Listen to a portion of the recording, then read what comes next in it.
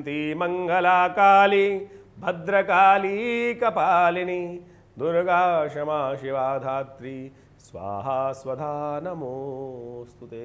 नमो देव्यै महादेव्यै शिवायै सततं नमः। नमः प्रकृते भद्रायै नियता प्रणता स्मताम। नमस्कार, स्वागत है आपका आचार्य वाणी में। मैं आचार्य डॉक्टर विक्रमादित्य आपके साथ हूँ। वृश्चिक राशि वालों के लिए आने वाला समय करीब करीब 11 हम बताने जा रहे हैं आज 11 मई से लेकर 20 मई के बीच में ग्रहों की गणना किस प्रकार से आपके साथ क्या कुछ करने वाली है। देखिए, वैसे तो ओवरऑल देखें तो ये समय आपके लिए कई प्रकार से उन्नति के योग बनाएगा।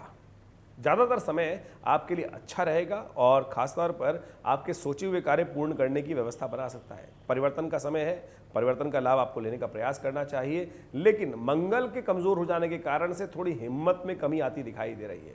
इसलिए हिम्मत को बढ़ाने का प्रयास करें, सामर्थ्य को बढ़ाने का प्रयास करें। ऐसे में कुछ खास उपाय हम बताने वाले हैं आपको तिथि के अनुसार से।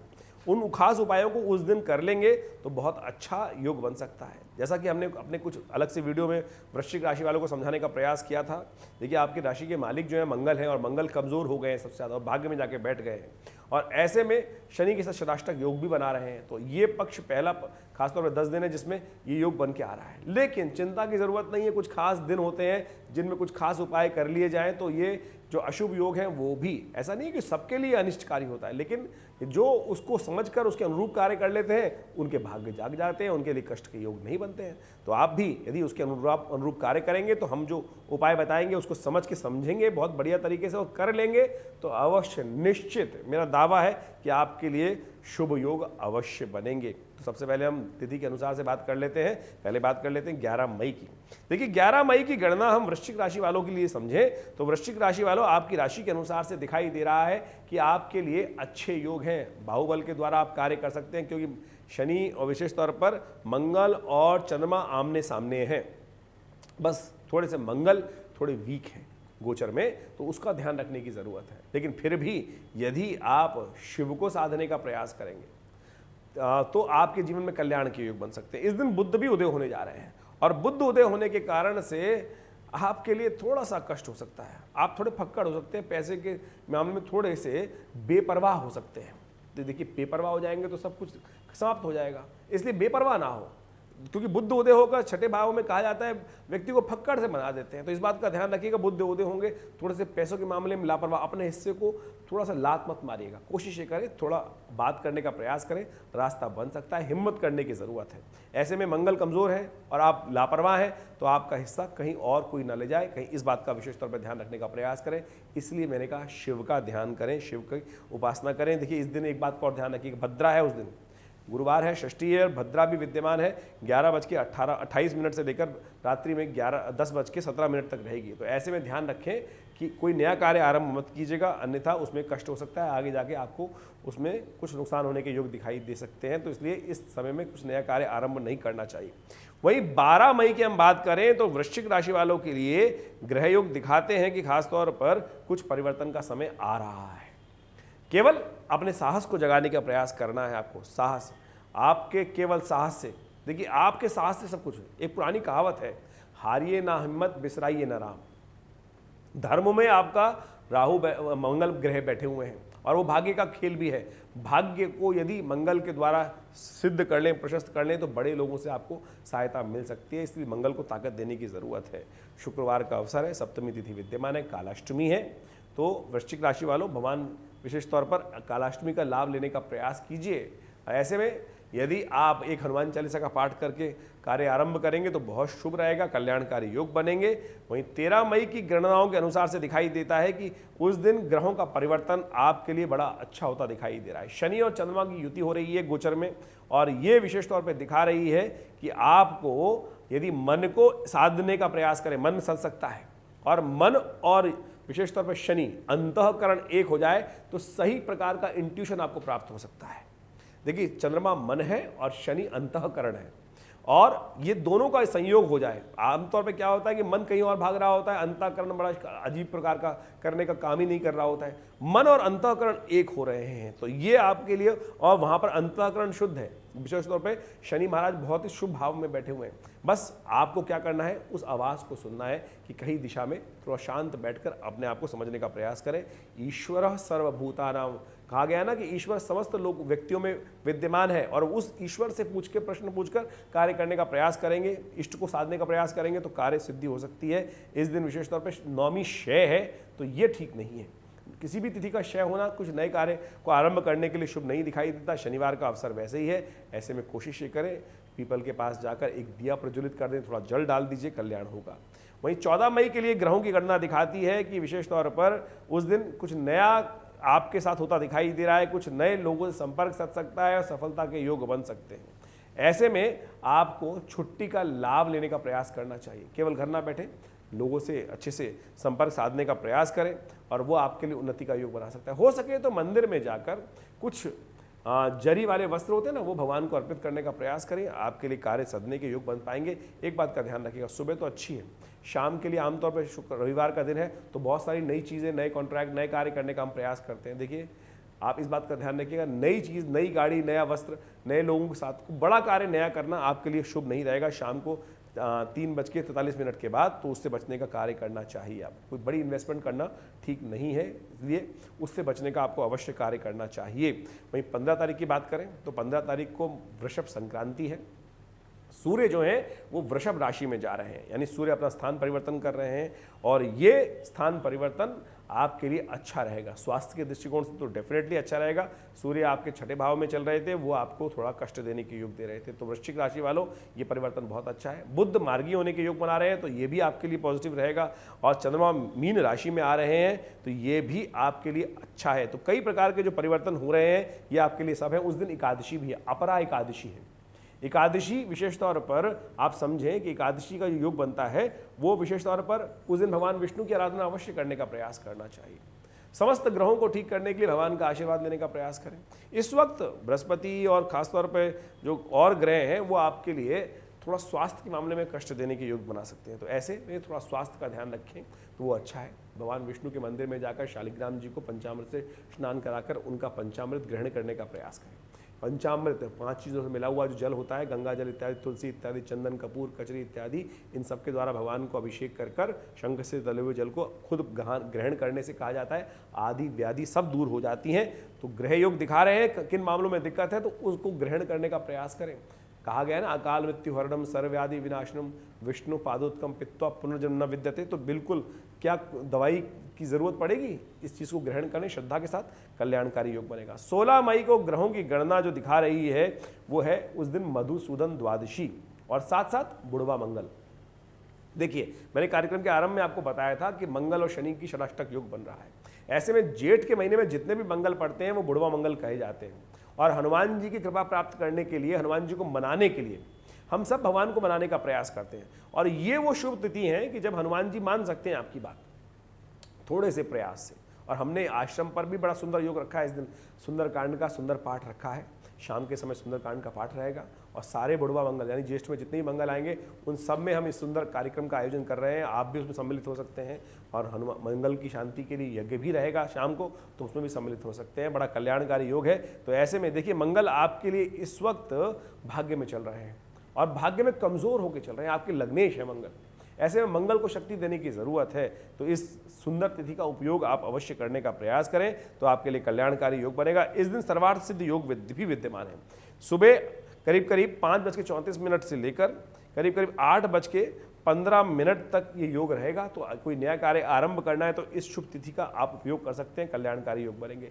वहीं 17 मई को ग्रहों का गणना विशेष तौर पर वृश्चिक राशि वालों के लिए उस दिन योग दिखा रहा है कि खास तौर पर गजकेसरी योग विद्यमान हो जाएगा आपकी राशि के अनुसार से। ये गजकेसरी योग लाभ के योग बनाएगा, लेकिन साथ में थोड़े खर्चे भी बढ़ाएगा, स्वास्थ्य को थोड़ा नरम करेगा। तो ऐसे में आपको इसके निमित्त थोड़ा ध्यान रखने की जरूरत है। उस दिन प्रदोष भी है और साथ साथ मासिक शिवरात्रि भी है। हो सके तो इस शुभ तिथि में थोड़ी देर के लिए महामृत्युंजय मंत्र का जप कर लीजिए। महामृत्युंजय मंत्र किस प्रकार से है? ओम हौं जुं सह ओम भूर्भुवस्व ओम त्र्यंबकं यजामहे सुगंधिम पुष्टिवर्धनम उर्वारुकमिव बंधनात् मृत्योर्मुक्षीमामृतात् स्वभुव भू ओम सहजुं हों ओम। ये महामृत्युंजय मंत्र हुआ। महामृत्युंजय मंत्र के तौर पे केवल त्र्यंबकम यजामहे सुगंधिम पुष्टिवर्धनम, इस मंत्र को त्र्यंबक मंत्र को भी कई लोग महामृत्युंजय कह देते हैं, ये त्र्यंबक मंत्र रहेगा। महामृत्युंजय मंत्र जैसा हमने सुनाया वो मंत्र है, उसका थोड़ी देर जप कर लेंगे तो बहुत सुंदर होगा।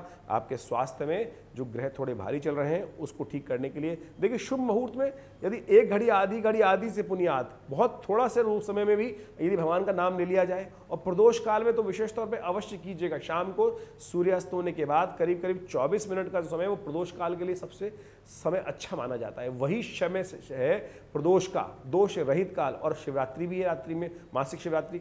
कहा जाता है कि ऐसे में भगवान शिव समस्त भूमि की प्रदक्षिणा करते हैं, और जो भक्त उनकी आराधना करते मिलते हैं उनके समस्त कष्ट दूर होने के योग बनते हैं। तो इसको व्यर्थ में ना लें, अन्यथा ना लें, कल्याण करने के योग है, आप उसका लाभ लेने का प्रयास करें, ईश्वर कल्याण करेंगे।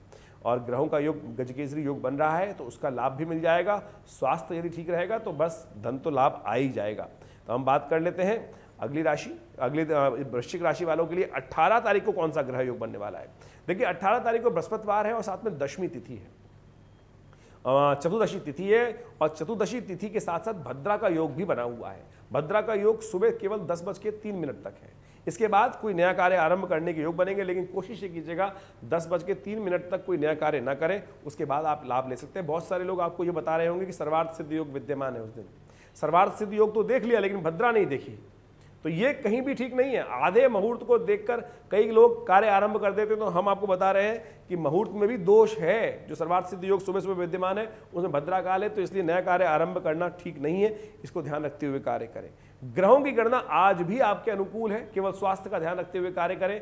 देखिए सबसे पहला सुख निरोगी काया, धन लाभ होने के योग हैं, लेकिन थोड़े खर्चे बढ़ सकते हैं, लेकिन साथ साथ धन का आगमन होने के बन सकते हैं। तो इसलिए जहां से भी कार्य पैसे आने के योग है उसको अवश्य लाभ लेने का प्रयास करें। 19 तारीख की ग्रह गणना विशेष तौर पर दिखा रही है कि उस दिन शनि जयंती है, वट सावित्री व्रत है, और अमावस्या देव कार्य के लिए, पितृ कार्य के लिए अमावस्या प्रशस्त है। शुक्रवार का अवसर, चंद्रमा का आगमन जो हो रहा है वो वृषभ राशि में हो रहा है, और खास तौर पर ये जो ग्रहों का योगायोग दिख रहा है ये बहुत अनुकूल है आपके लिए। आपके सोचे हुए कार्यों को पूर्ण करने का अवसर प्राप्त हो सकता है। सुबह सुबह गजकेसरी योग, दोपहर के बाद चंद्रमा वृषभ राशि में आगमन, ये दोनों ग्रहों का युति ठीक है। तो ऐसे में शनि को प्रसन्न कर लीजिए खाली। देखिए हमने आपको कार्यक्रम में कई बार बताया शनि और मंगल का षराष्टक योग चल रहा है, और ऐसे में मंगल के कारण से शनि भी आपके लिए उतना लाभ नहीं दे पा रहे हैं। शनि 30 साल बाद आए हैं आपके शुभ स्थान पे, तो ऐसे में उसका पूर्ण लाभ लेने का प्रयास करें। शनि जयंती है, कोशिश ये करें शनि को प्रसन्न करने का प्रयास करें। शनि को प्रसन्न करने के लिए शनि स्तोत्र का पाठ करें, पिप्पलाद ऋषि की कथा सुनें।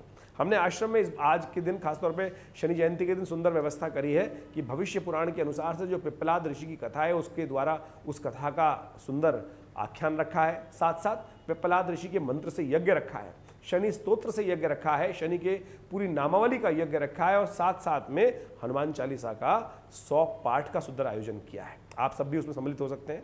दिल्ली में विवेकानंद योगाश्रम है, फ़ोन नंबर्स आपके सामने है, और कोई चार्जेस भी नहीं है। आश्रम में जो कार्य किए जाते हैं उनका कोई चार्ज नहीं कोई शुल्क नहीं रखा जाता। आप आइए, सुंदर यज्ञ में हनुमान जी की सुंदर आराधना का अवसर है। सिद्ध हनुमान जी की प्राचीन मूर्ति विद्यमान है वहाँ पर, और जो उनके दर्शन करते हैं, उनको चोला चढ़ाते हैं, उनकी बहुत मनोकामना सिद्धि के योग बनते हैं। ये तपस्थली है हमारा आश्रम। हमारे पिता आचार्य श्री केशव देव जी महाराज ने इस सुंदर आश्रम की व्यवस्था बनाई, और यहाँ नित्य करीब 8 घंटे यज्ञ होता है पिछले करीब 50 सालों से। आप भी उस यज्ञ में सम्मिलित हो सकते हैं, जो आज विशेष तौर पर शनि जयंती के दिन हमने रखा है। आप उसका लाभ लीजिए। नंबर्स आपके सामने स्क्रीन में पुनः बता देते हैं, उन पर अपना स्थान आरक्षित करें और उस यज्ञ में भाग लें, कल्याण के योग बनेंगे। देखिए वृश्चिक राशि वालों, अब आप समझ लो 20 तारीख को आपके साथ क्या होने के योग हैं। 20 तारीख को ग्रहों का परिवर्तन हो रहा है, और साथ साथ 20 तारीख को सबसे पहले तो ज्येष्ठ का शुक्ल पक्ष आरंभ हो रहा है, प्रतिपदा तिथि है, शनिवार का अवसर है, करवीर व्रत है उस दिन। देखिए ऐसे में करवीर, देखिए सूर्य का जो पदार्पण आपके सप्तम भाव में हुआ है, सूर्य का सप्तम भाव विशेष तौर पर आना कई प्रकार से जीवन साथी के लिए कष्ट के योग बनाता है, और साथ साथ आपके अंदर भी एंजाइटी बढ़ाता है। वैसे ही मंगल नीच के चल रहे हैं और एंजाइटी बढ़ रही है, हर कार्य को करने की बहुत जल्दी रहेगी, सामर्थ्य रहेगी नहीं। यानी विचित्र विडंबना है, सामर्थ्य है नहीं और फिर फ्रस्ट्रेशन हो रही है, कर पा नहीं रहे काम को। तो ये जो विचित्र स्थिति है इसको ठीक करने के लिए बहुत देव योग से बड़ा सुंदर तिथि आई, करवीर व्रत। करवीर व्रत यानी कनेर के पुष्प कनेर के जो पेड़ होता है पीले कनेर का, उसका पूजन करने का दिन होता है। ये भगवान सूर्य को बहुत ही प्रियतम वृक्ष माना जाता है। कहा जाता है कि संतान के भी समस्त कष्ट दूर, सूर्य के समस्त कष्टों को दूर करने के लिए यदि इस दिन व्रत किया जाए और कनेर के पेड़ की पूजा की जाए, कनेर के पेड़ के जो फूल होते हैं, कनेर के जो पीले फूल, उससे भगवान सूर्य को अर्घ्य दिया जाए तो बहुत सुंदर प्रकार से लाभ के योग बनते हैं। ये अवश्य आपको लाभ लेने का प्रयास करना चाहिए। जो स्वयं हमने समझाया, अब सूर्य यहाँ पर तो 1 महीने रुकने वाले हैं, तो एंजाइटी बड़ी रहेगी। और शनि जो है, मंगल जो है, वो तो करीब करीब 50 दिन तक यहाँ पर बैठकर कमज़ोर रहेंगे। तो ये दोनों ग्रहों का योगायोग आपके लिए है। तो कोशिश करें आज के दिन इस कर्म को करके लाभ लेने का प्रयास करें, आपके जीवन में परिवर्तन के योग बनेंगे। ये सारे के सारे जो उपाय हम आपको बताते हैं, बड़े अनुभव के माध्यम से बताते हैं। मुझे नहीं लगता कि किसी और चैनल पे या किसी और व्यक्ति के द्वारा आपको ये सारे रहस्य की बातें जानने को मिल सकती हैं। ये सारा का सारा शोध हमारे आश्रम पर बहुत लंबे समय से किया जा रहा है और हमारे पिता आचार्य श्री केशव देव जी महाराज के सानिध्य में रहकर हमने इन समस्त ग्रंथों का अध्ययन करने के उपरांत इन सूत्रों को निकाला है। कोशिश ये करें आप सब समझें और इसका लाभ लें, तो इस चैनल को बनाने का हमारा मुख्य उद्देश्य अवश्य पूरा हो पाएगा। हमारा आश्रम एक शोध संस्थान है। पिछले करीब करीब 50 सालों से यहाँ विभिन्न भारतीय पराविद्याओं पर शोध किया जाता है और यज्ञ विज्ञान, मंत्र विज्ञान, मुद्रा विज्ञान, योग, कुंडलनी ध्यान साधना इत्यादि पर बहुत सारे ग्रंथों, 50 से ऊपर ग्रंथों की रचना भी की गई है। स्वप्न विज्ञान के ऊपर, ज्योतिष विज्ञान के ऊपर लगातार हम शोध कार्य कर रहे हैं। हमारे लिखित ग्रंथों को आप पढ़ भी सकते हैं और आश्रम पर जो विभिन्न कार्यक्रम होते हैं उसमें सम्मिलित भी हो सकते हैं। आपके जीवन में कल्याण का योग अवश्य बनेगा। माँ भगवती का कृपा प्राप्त होगी। हमारे आश्रम में जो भगवती का शिव विग्रह है, 1947 में मुल्तान से वो शिव विग्रह आया था, जो बड़ा चमत्कारी शिव विग्रह है। बताइए 500 साल पुरानी मूर्ति कैसे वहाँ से कोई व्यक्ति बचा कर लाया और यहाँ गुरुदेव के समक्ष वो उपस्थित हुई, उनके जीवन में परिवर्तन आया। उनका दर्शन आज भी आप कर सकते हैं। आइए आश्रम में, विवेकानंद योग आश्रम में स्वागत है आपका। रविवार के दिन बहुत बड़ा कार्यक्रम होता है, यज्ञ होता है, उन सब में सम्मिलित होंगे। सुबह 8 बजे से लेकर 10 बजे तक का बड़ा सुंदर कार्यक्रम रहता है। पूरी जानकारी आपको फ़ोन नंबर से प्राप्त हो सकती है। धन्यवाद।